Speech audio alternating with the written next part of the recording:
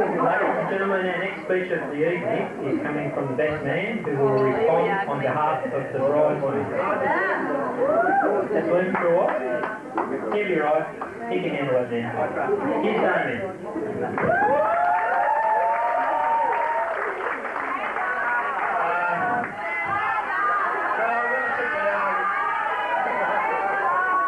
I've got a poem here I'd like to read them. Stand up.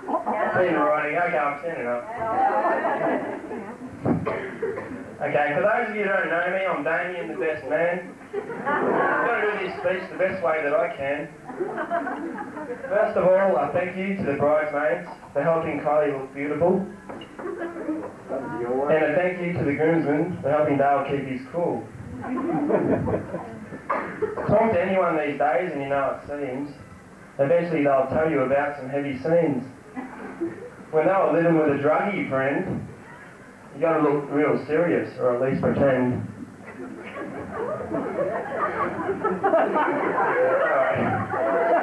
And with a reverend awe, like they were reading a psalm, they'll tell you about some jerk poking a needle in his arm. And dramatically conclude, you know, the guy was a freak.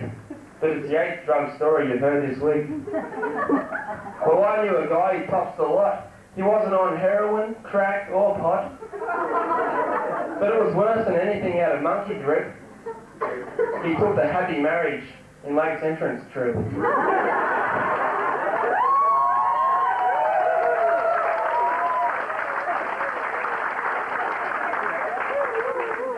You know, I still don't know how this guy never got busted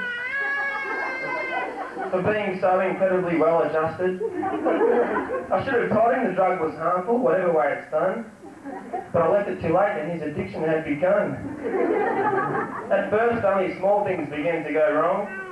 He wouldn't come surfing, he wouldn't have a bong.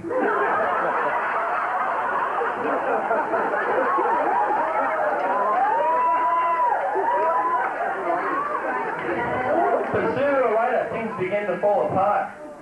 He'd take his girl out regular, eat a la carte. He looked healthy, happy, it was like an alarm. I'd look into his eyes, there was so much charm. I'll never forget that terrible night, oh God above, when he told me he was very much in love.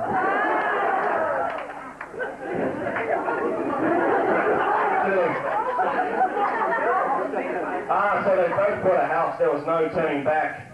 They christened every room with a wife on her back. His face was never so ravaged with addiction than the night that he showed me his brand new kitchen. I'd sometimes go around there invited for dinner, of course.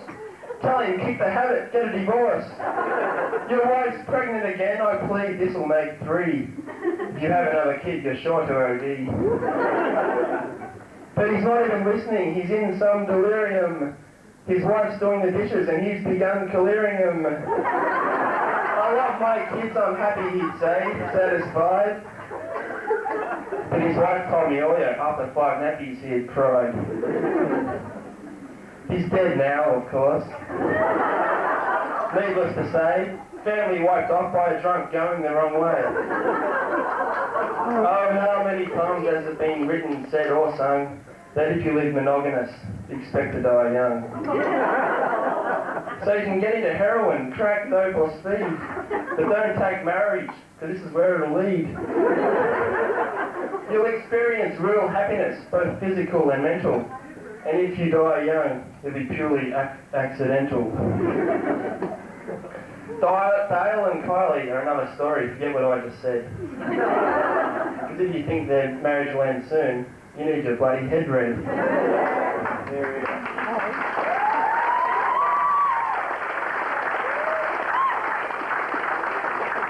I've known these two for a while now. Dale's in straight 1. Together we've been through some tough times, but shit, we've had some fun.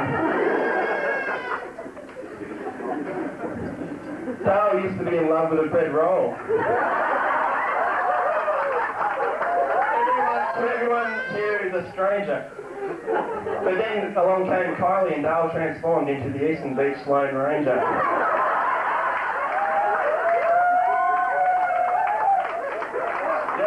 me about that one later. Now join with me to lift our glasses to wish the bride and groom luck. For tomorrow they'll be on their way to have many a honeymoon fun.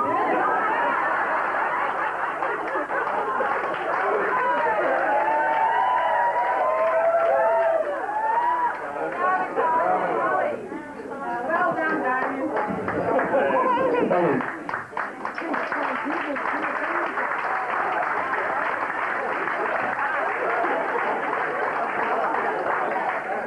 Thank you, ladies and gentlemen.